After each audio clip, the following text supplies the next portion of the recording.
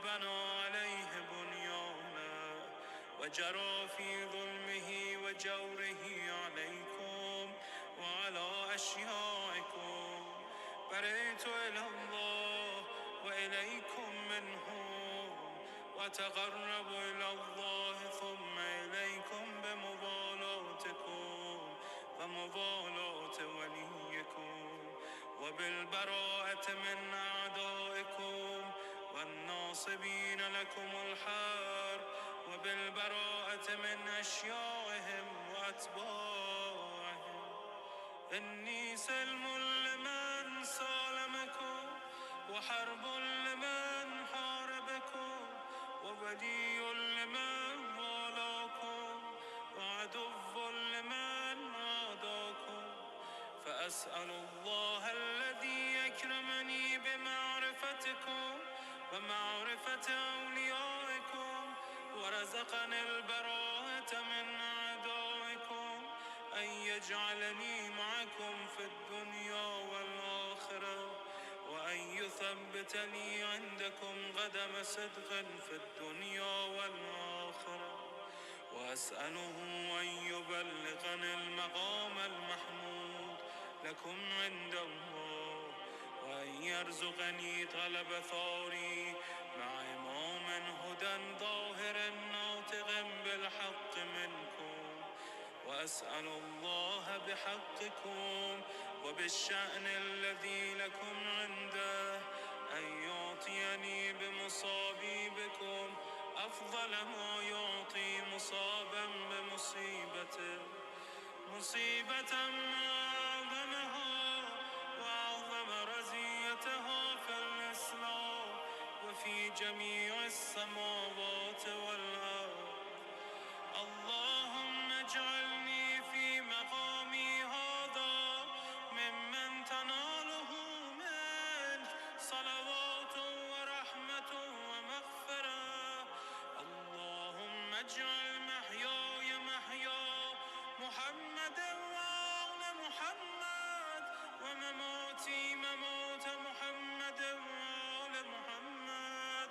اللهم إن هذا يوم تبركت به بنو أمية وابن آكلة الأكباد، اللعين ابن اللعين على لسانك ولسان نبيك صلى الله عليه وآله، في كل موطن وموقف وقف فيه نبيك صلى الله عليه وآله.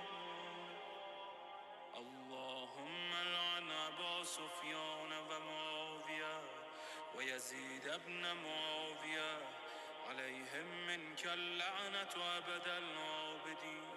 وهذا يوم فرحت به آل زياد وآل مرهان بقتلهم الحسين صلوات الله عليه.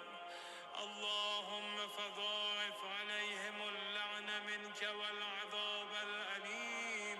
اللهم إني أتقرب إليك في هذا اليوم وفي موقفي هذا وأيام حياتي بالبراءة منهم واللعنة عليهم، وبالموالاة لنبيك وآل نبيك عليه وعليهم السلام. اللهم لعن أول ظالم ظلم حق محمد وآل محمد، وآخر تابع له على ذلك. اللهم لعن العصابة التي جاهدت الحسين وشايعت وبايعت وتابعت على قتله. اللهم لعنهم جميعا. السلام عليك يا أبا عبد الله، وعلى الأرواح التي حلت بفنائك. عليك مني سلام الله أبدا ما بقيت. وبقي الليل والنهار ولا جعله الله آخر العهد مني لزيارتكم.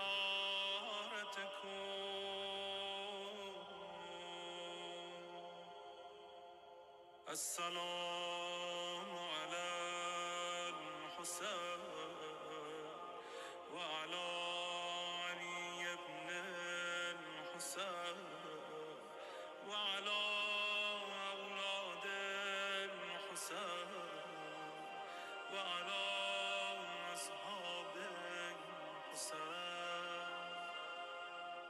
اللهم خص أنت أول ظالم باللعن مني وابدأ به أولا ثم العن الثاني والثالث والرابع. اللهم العن يزيد خامسا والعن عبيد الله بن زياد وابن مرجانة وعمر بن سعد وشمرا وآل أبي سفيان وآل زياد وآل مروان إلى يوم القيامة. اللهم لك الحمد حمد الشاكرين لك على مصابه.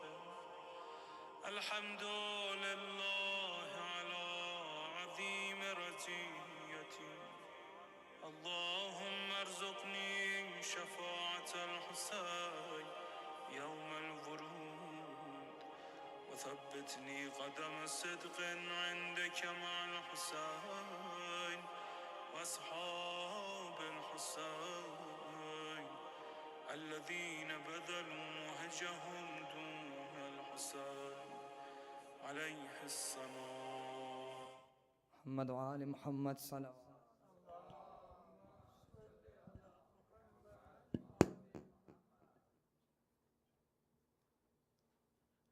I'll be reciting a few ayats from Surah 7, Al-Araf, which translates in English to the elevated places.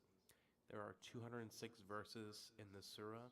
It is reported that Imam Jafar Sadiq alayhi salam says that whoever recites this surah once a month, he will have no worry or fear on the day of resurrection. And if it is recited on a Friday, then the reciter will be from amongst those who will be exempted from taking of accounts on the day of judgment. Surah Al-Araf has the ayat Al-Mukmat that will give witness on behalf of its reciter on the day of reckoning. The Holy Prophet has said that there will be a veil between the reciter of the surah and Iblis on Judgment Day, and the reciter will be in the company of Prophet Adam alayhi salam. Writing the surah with rose water and saffron and keeping the writing at all times ensures safety from enemies and wild animals. So I'll be reading verse 148, 149, and 150. And it states, "And the people of Moses in his absence made out of their ornaments a calf, a mere frame of saffron hue, with a lowing sound. Could they not see that it neither spoke to them nor guided them to any way? Yet they took it for God to worship and became wrongdoers. And when the magic spell was broken, they were smitten with remorse and realized that they had indeed gone astray. They said, 'Unless our Lord have mercy on us and protect us against the consequences of our sins, we shall surely be of the losers.' And when Moses returned to his people, indignant and sorrowful, he said, 'How evil is that, of course, which you did adopted in my place of absence? Did you seek to hasten on the command of your Lord for punishment?' And he put down the tablet and caught hold of his brother Aaron, who was entrusted to carry out Moses' mission in his absence, by the head, pulling him towards him. He said, 'Son of my mother, surely I am not to be blamed, for it is these people deemed me weak and were about to kill me. Therefore let not the enemies rejoice over my misery and count me not with these idolaters.'" Salawat.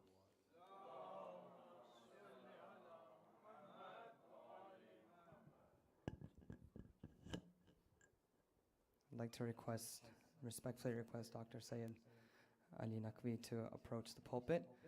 Today, he will be speaking on sacrifice and contemporary Shia studies, and also the musibah of Shahadat Hazrat Ali Akbar alayhi salam. Wa Muhammad wa Ali Muhammad salawat.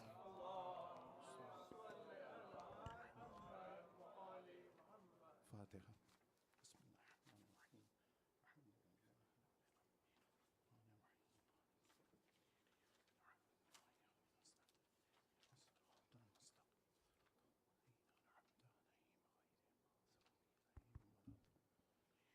أعوذ بالله من الشيطان الرجيم بسم الله الرحمن الرحيم لا حول ولا قوة إلا بالله العلي العظيم وصلى الله على سيدنا ونبينا وحبيب قلوبنا وطبيب نفوسنا أبي القاسم محمد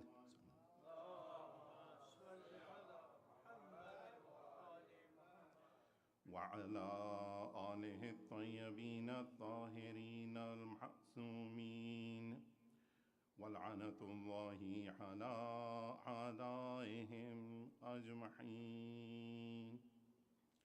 Amma ba'du, Allah says in Quran, 3rd chapter, ayat 110, Bismillahir Rahmanir Rahim, Kuntum khayra ummatin ukhrijat linnasi ta'muruna bil ma'rufi wa tanhawna 'anil munkar. You are the best amongst nations, and the sign for you to be the best is that you do amr bil ma'ruf and nahi anil munkar. Assalamu alaikum wa rahmatullahi wa barakatuh. I will start with a short message today from me and then do a quick recapture for the days that we have been here, and then move on to define a term for you, explain a term for you. I'm not the one who coined it. It's a term from coming from Islamic orientation, and that term should be understood by all Shias, especially in context of Karbala. And the last part today is then we'll be talking about sacrifices made in contemporary Shiaism, about martyrs in our times, during our times now, and then inshallah move into Masa'ib. So my personal message is that Mawla rewards you greatly for coming here, alhamdulillah, for shedding tears for Imam Hussein, for this Azadari. May all your du'as come true, and inshallah blessings of Allah are upon you just because of participating in this Azadari. Inshallah, this is guaranteed shafa'at, and I want to express my gratitude for listening to me, and also that I seek your forgiveness if I said something wrong. I'm obviously at a earlier stage of seminary education, and I am still learning, and I really hope that you keep me in your prayers, that Allah expands my learning and my skills so that I can continue to do this and put my strategic experience to for the use of this community. Also, this community is blessed with excellent ulama. I am truly humbled. I'm lowest, as I mentioned to you in the first majlis, lowest of the lowest of the lowest possible. But I really believe that the reason Bibi had given me this opportunity is because there's something, some message that needed to come out. Hopefully I have done that. I'm greatly humbled again. And, my son said to me, and he has been encouraging me a lot to recite these majalis, and he said something to me. He said, Abu, every time you read a majlis or an ashra, think of it as this is your last majlis, last ashra. Why? Because that way you will not patronize, you will not think of it that you would have to entertain people. What you would think about is that you would have to inform them to the best of your ability, whatever you know. So that was my personal message, and salawat, please.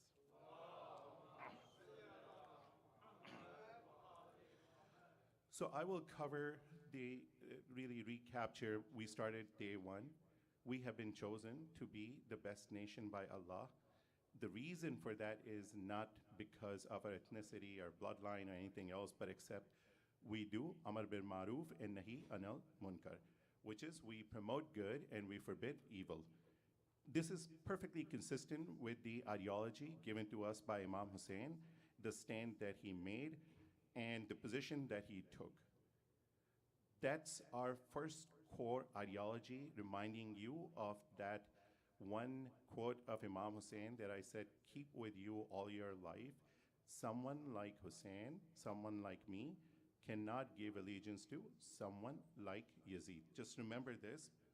We moved into next day in which we covered Azadari and Azadari as the basis of Islam, shield for Islam, protection mechanism for Islam that has guarded Islam throughout ups and downs, whatever happened.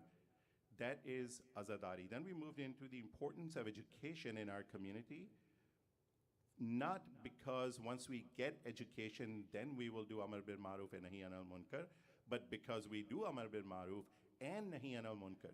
We need education so that we can get power and influence and reach that comes with education.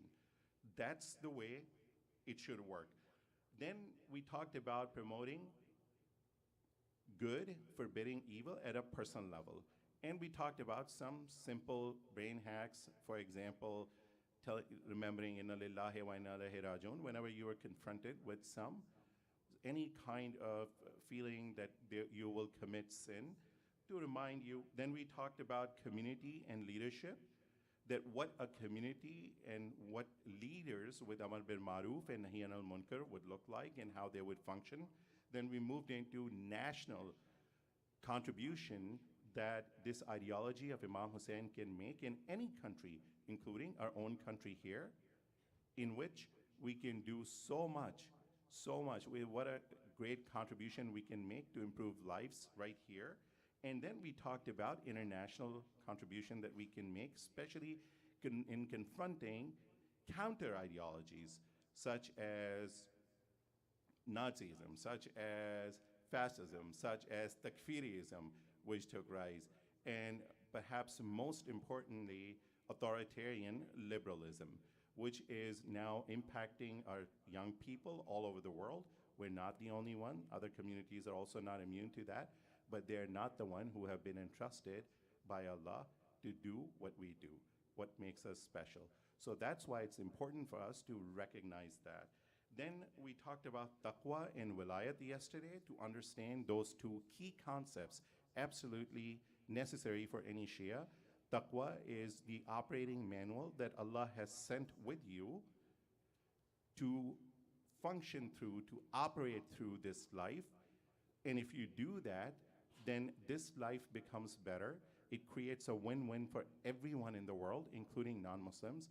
And also, obviously, it guarantees you your access to Jannah. Because if you have lived your life based on taqwa, we talked about wilayat, in which we understood a simple concept.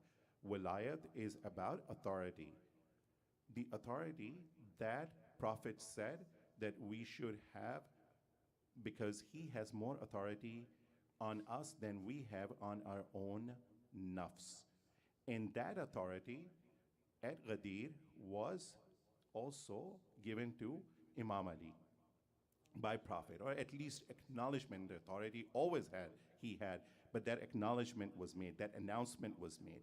As that comes in, now that means that Imam Ali has that authority over us, more authority over us than we have on ourselves. And by virtue of that, Imam of our time has more authority on us than we have on our nafs.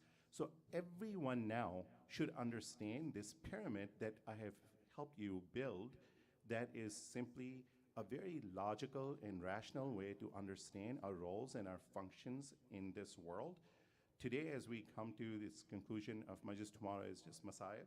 So this, as the lecture ends, I want to introduce this concept that every Shia should know. It's known as itmame hujjat. So we use the word hujjat, as you know.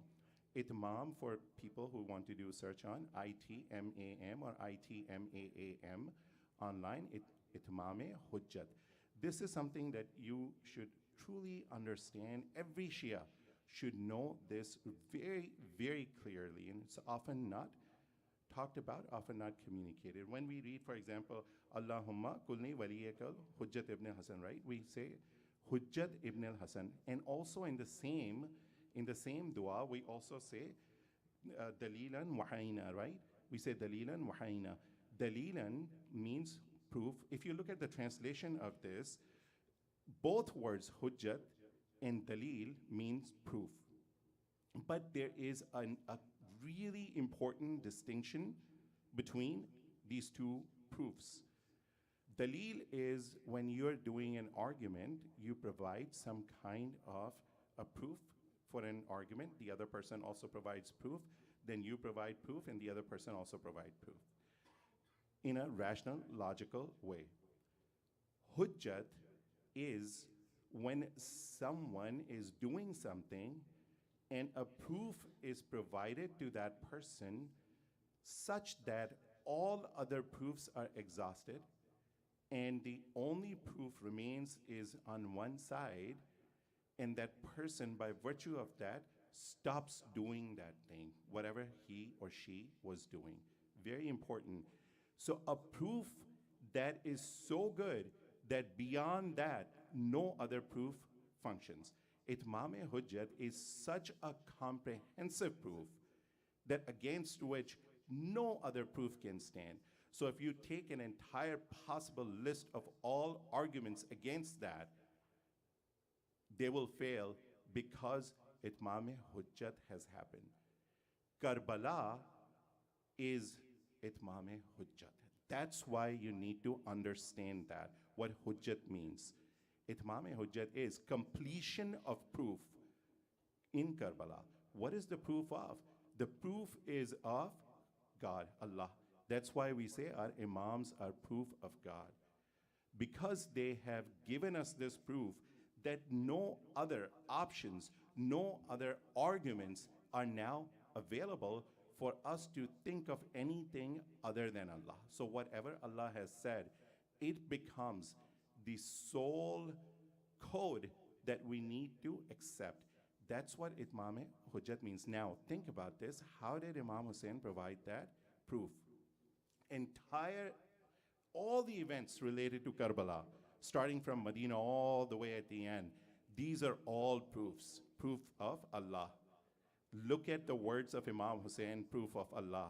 Why am I doing this? Proof of Allah. Women who sacrifice their proof of Allah. Children, babies who sacrifice their lives, proof of Allah. Diversity that's present over there on Imam's side. There are people with different colors, different skin colors, different backgrounds. This is also proof of Allah. So what Imam is saying, that look at my words, listen to my words, and look at my actions throughout.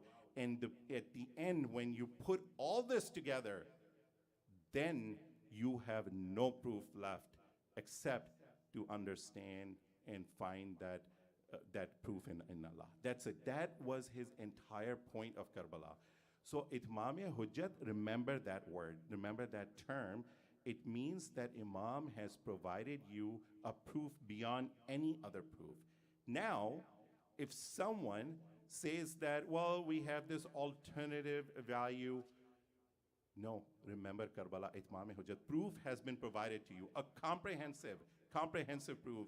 No, that value cannot change. If someone says, well, this was haram before, but it's now in contemporary times, it seems a little antiquated, we need to start changing things. No.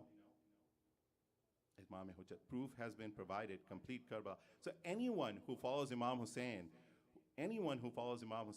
knows this. Remember that proof, that's what hujjat means. Hujjat means a proof that's undeniable.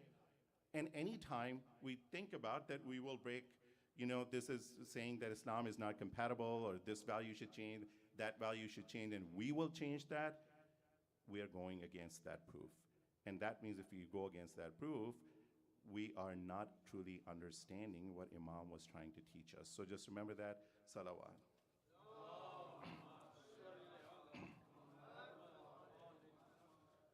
I would like to first offer my condolences to, I don't know if you know that outside Bibi Zainab's shrine, there was a bombing. Several people were martyred today on this day. These people just, they gave their life, and, and whoever did that to them, we should remember these people. These are martyrs of today.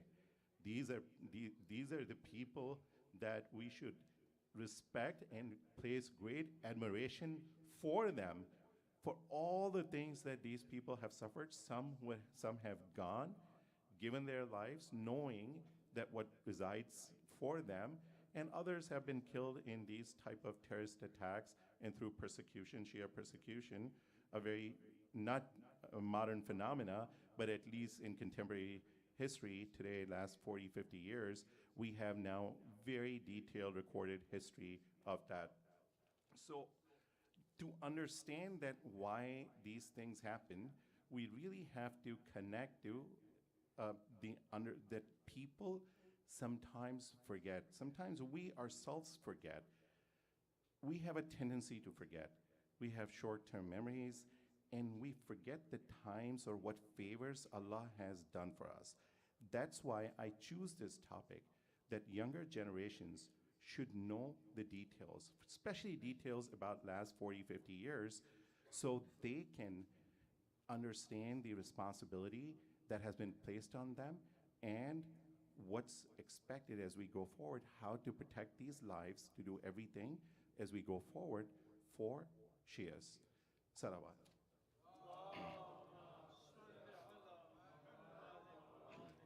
So I will read an ayat for you and then translate it, and then we will discuss that, this forgetfulness that happens. This is from chapter 7 and ayat 150. Its translation Samir read today. So the ayat goes, Bismillahir Rahmanir Rahim. وَلَمَّا رَجَعَ مُوسَى إِلَىٰ قَوْمِهِ. And when Musa, raja'a means the same word as rajoon, returned to his qawm. Ghazbana asifan. Ghazbana, he's angry. Ghazab, he's angry.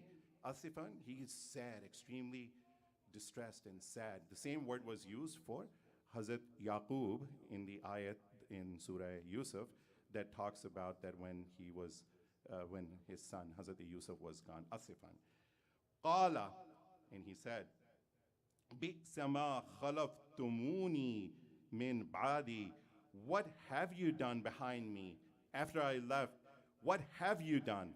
Hazrat Musa is saying, ajiltum amra rabbikum. And he says that, why were you in such a rush, in this hurry to break Allah's commands? And then he says, wa alqal alwaha, and he threw the tablet. So the law that he had, wa alqal alwaha, he threw the tablet. And then he said, wa akhadha bi ra'si akhihi yajurruhu ilayh. And then he held the head, ras, of his brother, akhihi, and then pulled it towards him. That's when now Hazrat Harun's words come.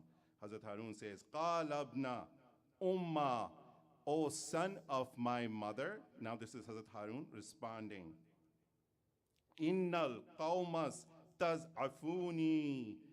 This qawm thought I am weak. They considered me weak. Wakadu yaqtulunani, and they tried to kill me. They tried to murder me. That's what yaqtuluni, from the word qatl. Fala tushmit biyal adaa. Don't let these enemies laugh at me. Don't let them make fun of me. Now Hazrat Harun is saying to his brother, Hazrat Musa. And then he said, don't let these enemies. And the last is, wala taj'alni ma'al qawmi zalimin. And do not consider me, do not count me with this qawm al-zalimin. The point is, when a Nabi goes for a few days, these people had seen these miracles. Someone rescued them from such authoritarian rule of Iran. Someone who saved their lives, who parted Nile in front of them, who brought food for them, who gave security to them.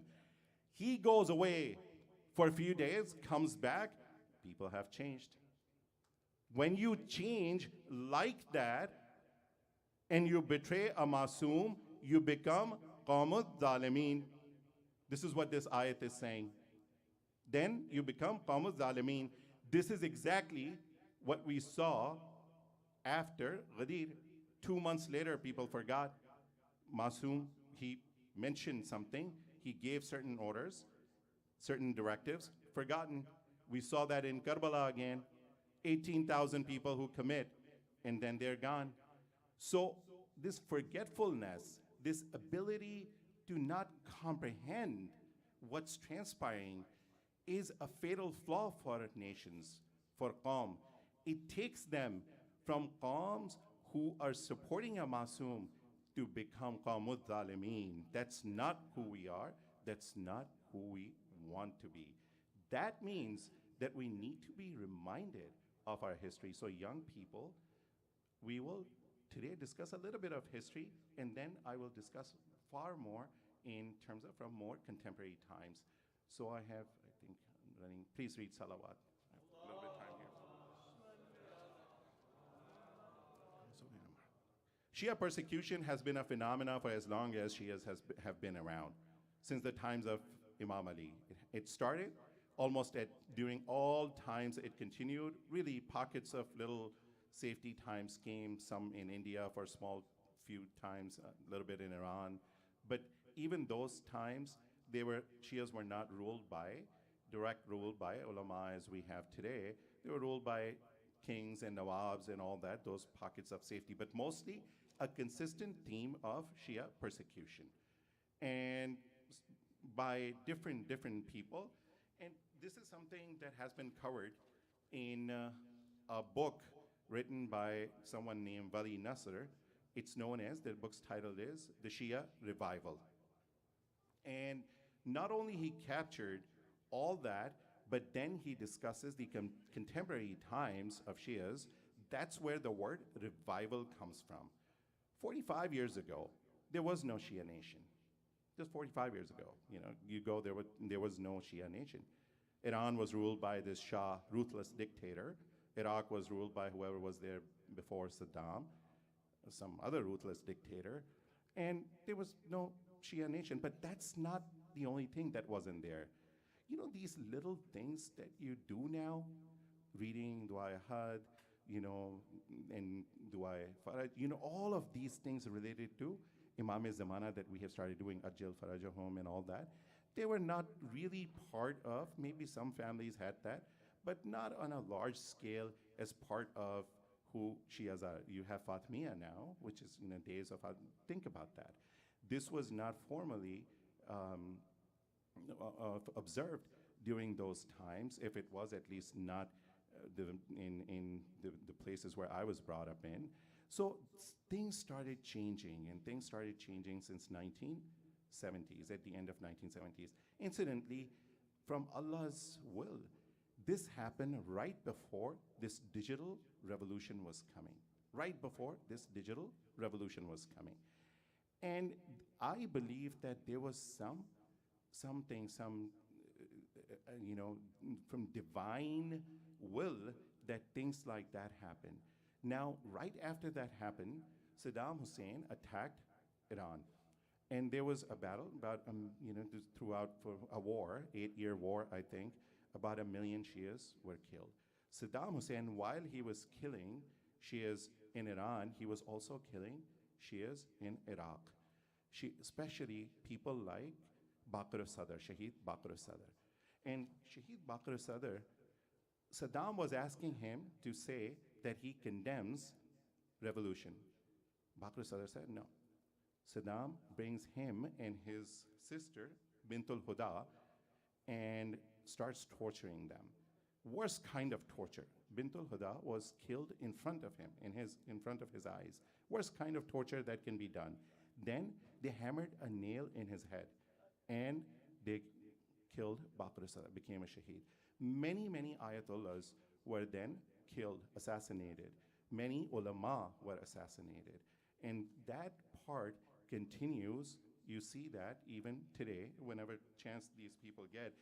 Few years ago, Sheikh Nimr of Saudi Arabia was hanged by Saudi Arabia. Then Sheikh Nimr was a Shia Ayatollah. Then you see Sheikh Zakzaki from Nigeria, whose 6 of his sons were killed. He was shot, his wife was shot just recently, within 5-10 years, this is all happening. So the level of sacrifice that went into achieving this rise that I have been explaining to you was enormous. Iraqis, Iranis, Lebanese, Pakistanis, Afghans, anywhere you look, Yemen, Bahrain, sacrifice, sacrifice, sacrifice. But at the same time, Allah's will is such that things are moving in the right direction. What I'm about to tell you is a little bit a sciencey thing. I believe it, but I could be wrong, so I want to make sure that this is only my observation. I found a hadith somewhere, which is attributed to Imam Jafar Sadiq alayhi salam. That part is correct, I assume, but I don't know the authenticity of the hadith. But it says that Imam says that before all the scriptures, all the knowledge, human knowledge, came in 2 words. And when Imam will come, now he's talking about Imam Mahdi, when he will come, he will bring additional 25 words with him, or 25 letters or words. The total words now be 27. So I kept thinking about this hadith, and I wanted to understand that what did this mean? Two words or 2 letters versus 27. And then all of a sudden, I was looking at an article, and something came to mind. It's a very strange thing, but I will share that with you, that it said that up until now, this time, all human knowledge has been coded in a binary system, 0 and 1. That's why you can read anything. You can solve any question. All of your computers, all of these computers are built on a binary knowledge classification system, 0s and 1. So all of these bits and bytes that you see are based off a binary system, just 2. So all human knowledge from the beginning till today is binary coded. But it also said, the article, and you can search on that, 27 dimensions of photon in quantum. As quantum computers they're making, they're finding out that photons have 27 dimensions, which means that these quantum computers, the reason they function so well is because knowledge can now be, instead of binary, it can be classified along 27 different dimensions. Now, I am not saying that that is what that hadith meant, but at least that's a possible explanation, which tells us that now that time will be coming soon, inshallah, that quantum computers, where these 27 dimensions of knowledge will be produced. And if that is the time for Imam's arrival, inshallah, we need to be ready. Salawat.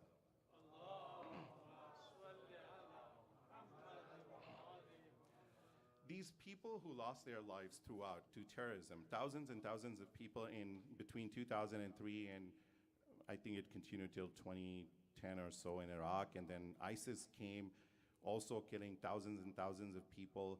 But one thing which is phenomenal should make you very proud, despite all that terrorism that was going on against Shias, our mosques being blown up, our schools, children being killed, women being killed, hospitals, clinics, you name it, everything that happened, our Maharaja, never said, go do this in reverse. No one, ever. Instead, they gave the other message. No, work on Wahdat. Go talk to these people, explain to them, Sunnis are part of our greater ummah. These people, such greatness, who has these values? That's why when people see their excellence, they go to people like Ayatollah Sistani. You saw Pope coming over there from the palace that he lives in. He flew in, and he was surprised to see how Ayatollah Sistani lives, his lifestyle. This is the greatness that you have to observe, and you need to understand that despite everything that happened to us, despite all the things that these terrorists did, and that included, as I mentioned to you, killing doctors, engineers, assassinating scientists, ayatollahs, ulama, generals, military people, non-military people, civilians, anyone you can name, has been going on. So our job is to remember the sacrifices that went into this contemporary Shiaism today, where we stand, and make sure that we stay united and we know that who the enemy is. The enemy is not in here. You may disagree with this person on some issue. You may like a different alim than he does. You may believe in certain marjayat. You may not believe in that. But when the enemy comes and they attack your processions, they don't make that differentiation. They don't make that discrimination. You know, every one of this is just the attack that happened today. So all of this rivalry, unneeded rivalry, it should, even you can disagree, do it politely. Do it politely. This is my final message of this, you know, and if I don't live tomorrow, I'm happy that I've been able to deliver these key messages to all of you. Salawat.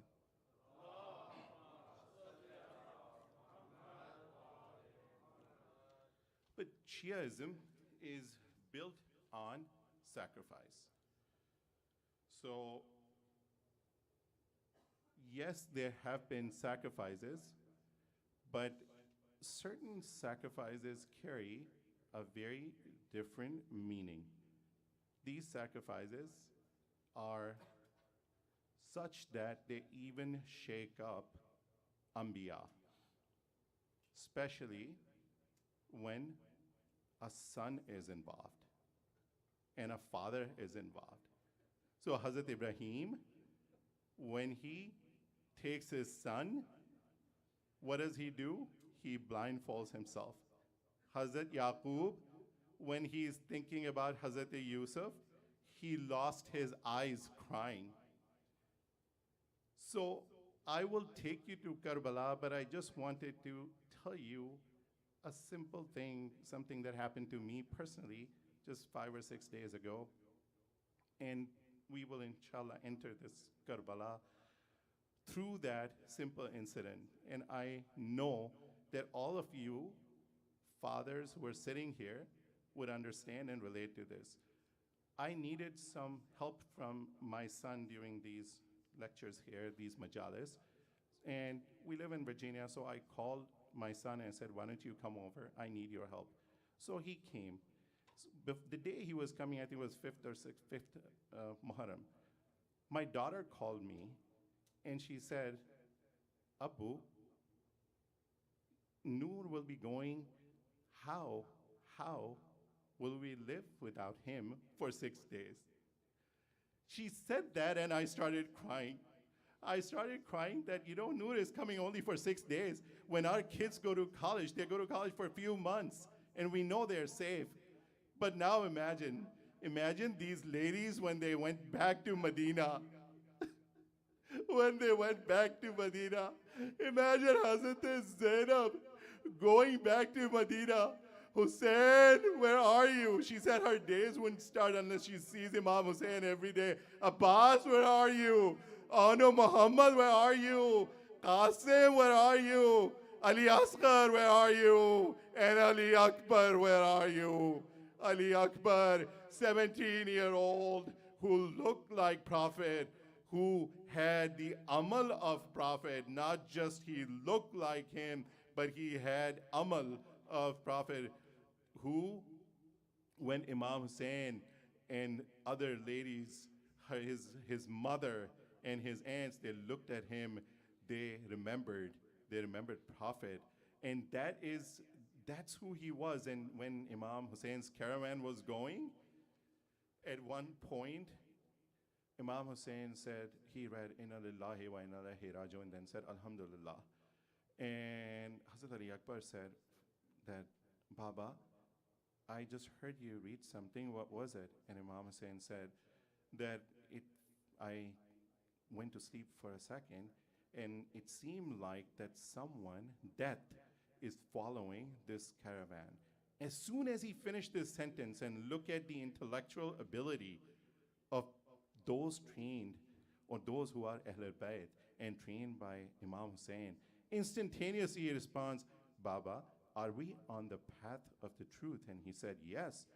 Then it doesn't matter whether death falls on us or we fall on death. This is Hazrat Ali Akbar's wisdom. This is his training. In Karbala, on the day of Ashura, now Hazrat Ali Akbar needs permission from his father to go to battle. But Hazrat Ali Akbar he got 4 different permissions. And I will talk about them in a second, but just to let you know that this is a shaheed that has something very unique about him. Unlike all other shaheed, Hazrat Ali Akbar actually came back to the tent once. No one did. No one did. Only dead bodies came back. But in this case, Hazrat Ali Akbar came back to the tent once. The second distinction is that he actually goes and gets these 4 permissions, and he had a conversation with the 4th Imam also. So the first permission obviously is Imam Hussein's. Then he goes and he seeks permission from Hazrat Zainab. Hazrat Zainab raised him. Then he goes to his mother, Layla, and says, Mother, do I have your permission? And she said, Ali Akbar, you have my permission, but life without you will not be the same. Look at those words. Life without you will not be the same. Then he goes to Imam Zainul Abidin, his tent. Now you know in what situation Imam Zainul Abidin is. Hazrat Ali Akbar goes, he kisses his hands, he kisses his feet, thinking that I know what would happen to these feet. Then he goes and kisses his forehead. When he kisses Imam Zainul Abidin's forehead, he starts crying and tears fall on his face. And that's when Imam Zainul Abidin opens his eyes. Imam Zainul Abidin had this very special love for Ali Akbar. He even, after Shahadat, later on, I think I explained to you in one of the masahibs, that he would always insist to do majlis for Ali Akbar. He opens his eyes, said, Ali Akbar, what happened? You look distressed. He said, I am distressed, but you should see Baba. He is alone, he is helpless, he is thirsty, he is Muslim. Hazrat Ali Akbar comes out, he goes to his mother and says, Mother, goodbye.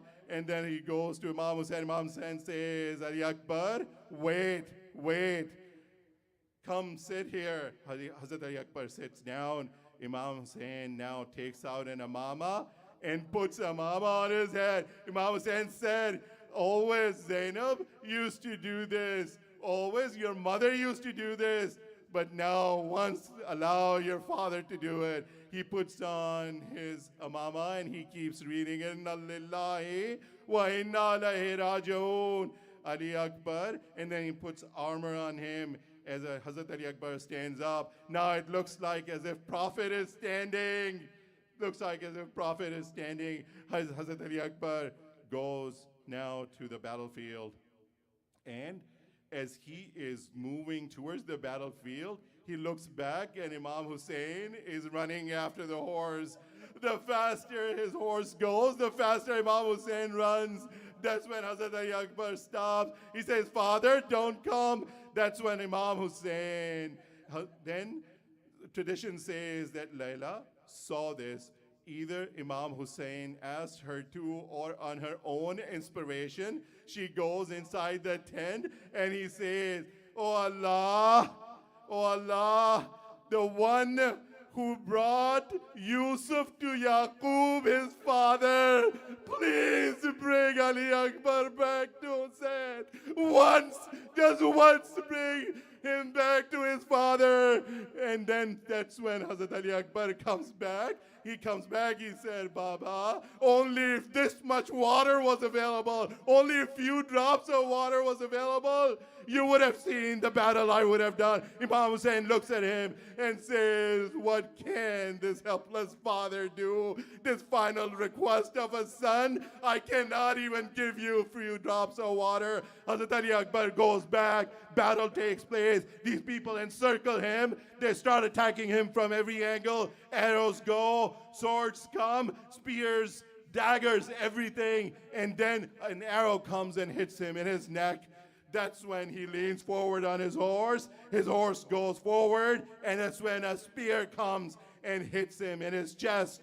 That's when Hazrat Ali Akbar falls down. This is another thing you have to know. Some traditions say that Ali Akbar was one who never called father for help when he fell down. Every other Shaheed did. He didn't call Imam Hussein because he said, Father, I understand what it would mean to call a father in this situation. I can't do that to you. He falls down. That's when Imam Hussein starts running towards him. Imam Hussein goes, but you can imagine what his eyes now dark from what's happening. Ali Akbar, where are you? He falls down, gets back up again. He looks for Ali Akbar, then a voice comes, Baba, I'm right here.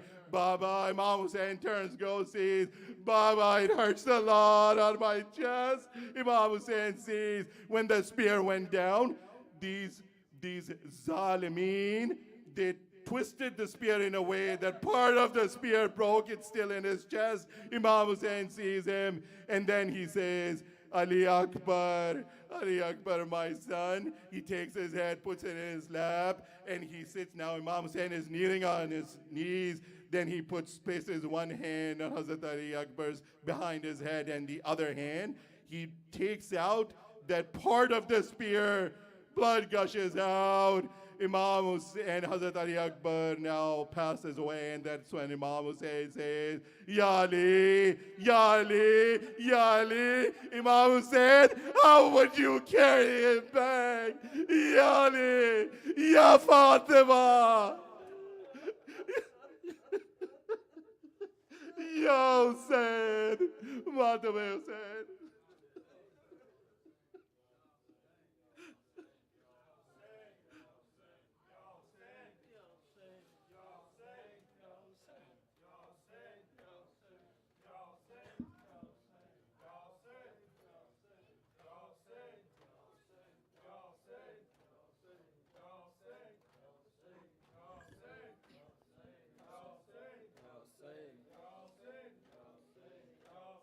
कहती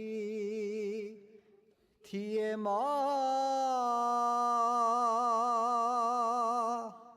खून भरी मैयत से लिपट कर हाय अली अकबर हाय अली अकबर दम करती थी आयात भी और नाद अली भी मारी है लाइनों ने उसी सीने पे बरछी कैसे थे सितमगर है अली अकबर कहती थी ये माँ खून भरी मैयत से लिपट कर है अली अकबर है अली अकबर कहती थी ये माँ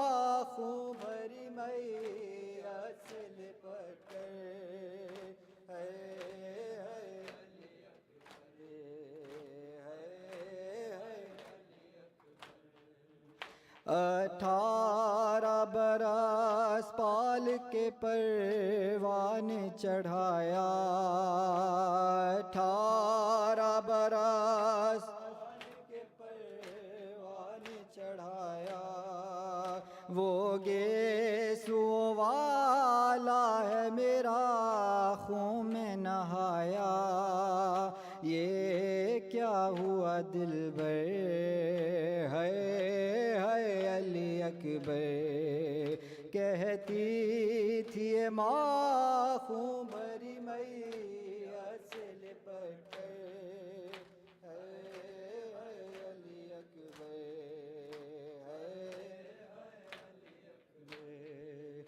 ماں تیری جدائی میں بھلا کیسے جیے گی، ماں تیری جدائی میں بھلا کیسے جیے گی، مر جائے گی صغرا جو خبر تیری سنے گی، اب کیا کروں جی کر، ہے علی اکبر، کہتی تھی ماں خون بھری میت سے لپٹ کر، ہے علی اکبر، ہے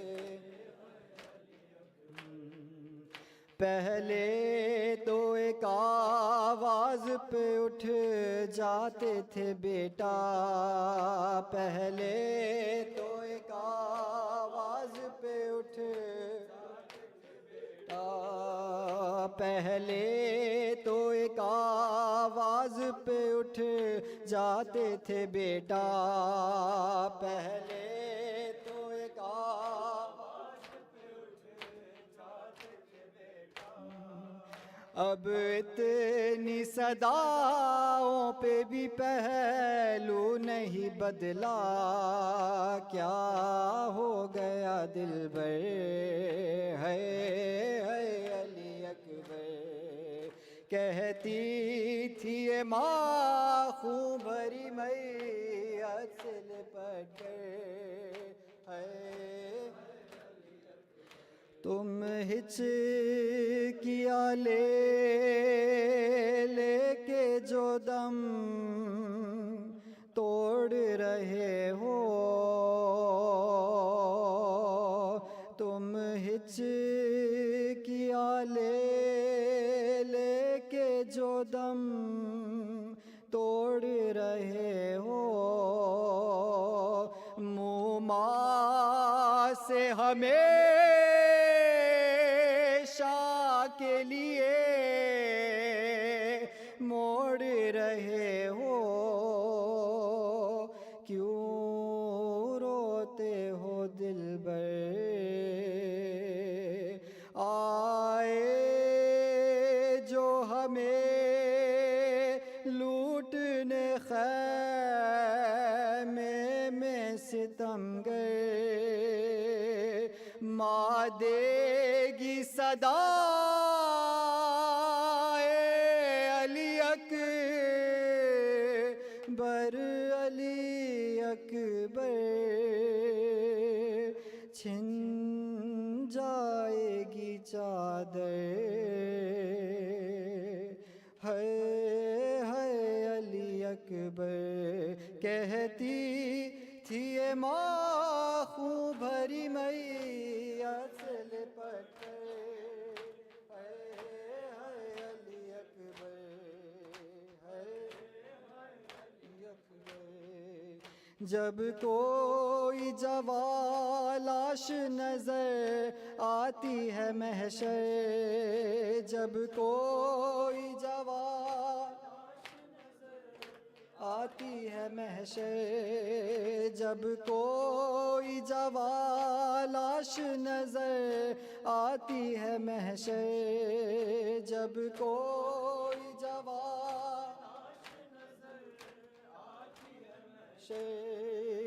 ایک یاد سوئے کرب و بلا جاتی ہے محشر، دل روتا ہے کہہ کے، ہے علی اکبر،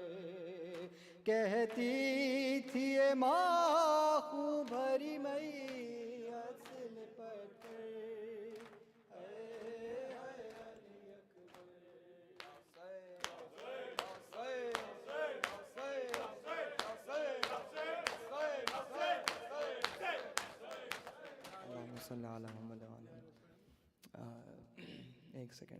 I'd just like to take a moment to sincerely give my gratitude and thanks to Dr. Syed Nakvi for coming, accepting our invitation to come for the first 10 nights of Muharram Ashra.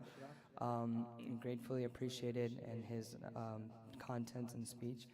And also, I would like to just inform you guys that tonight there's going to be the Tabut, Shabiya Tabut Hazrat Ali Akbar after the Urdu Majlis. And tomorrow's Ashura program is going to start with 11:30 a.m. for Amal. And as soon as Amal are over, it's going to go into Namaz Zuhrain at 1:28 p.m. And then the Majlis will begin immediately after that at 1:45. Fakhr Shikni will be at 3:30, and then after that there will be a ladies' Majlis at Pursa at 6 p.m. And then we'll have Maghriban prayers at 8:30, followed by Majlis al-Shami Ghariba right immediately after. Please coordinate with the volunteers as there's going to be we're going to have a lot of logistical challenges with traffic, car traffic, and a lot of people, so bear with us. Now I'd like to request Masam, since it is namaz time, to go ahead and recite the السلام علیکم ابا عبداللہ السلام علیکم ابن رسول اللہ السلام علیکم ابن امیر المومنین ابن سید الوسیین السلام علیکم ابن فاطمۃ الزہراء سید نساء العالمین السلام علیکم ورحمۃ اللہ وبرکاتہ السلام علیکم غریب الغربا السلام علیکم معین الضعفاء الفقراء السلام علیکم شمس سموس انیس النفوس ای المدفون بالزیتوس السلام علیکم ورحمۃ اللہ وبرکاتہ السلام علیکم صاحب العصر والزمان خلیفۃ الرحمن مظہر الایمان شریک القرآن اجل اللہ تعالی فرجک وسہل اللہ تعالی مخرجک وظہورک رحمۃ اللہ وبرکاتہ السلام علیکم ابو الفضل العباس ابن امیر المومنین قاسم بن حسن حانی بن روح حبیب بن مزاحز الحر شہید ریائی السلام علیکم یا ساداتی و موالی و جمیع رحمت اللہ وبرکاتہ اللہم صلی علی محمد و آل محمد